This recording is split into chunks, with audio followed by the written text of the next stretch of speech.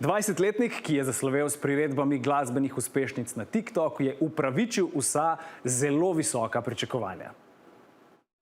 A bi bil en tak zet v redu tale Jako Jozinović, tako bi si predstavljali, da pride po vašo hči? Ja, bi bil v redu, ja. Bi bil v redu, ja. Od 1 do 10? 10. 10. Glasbeni spektakel težko pričakovanega Jakova je končno prispel v Slovenijo in to z velikim pokom.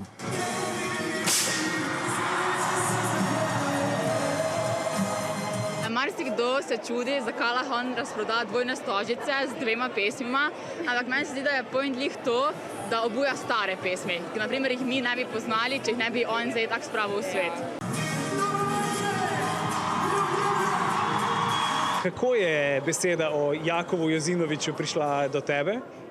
Ja, preko moje 13-letnice, kako pa drugače. Ja, hčerka je pač velika fanica in seveda jaz kot odgovorna mati moram sprejeti ta izziv. Pa slišala sem jaz za njega prek nekih mladih ljudi, ki so mi povedali, da je en mlad fant, ki navdušuje z tako krasno energijo, da so mladi čisto znoreli, ne? Ampak jaz sem prepričana v to, ne, da ko gre za tako dobro energijo, so tle leta zelo nepomembna.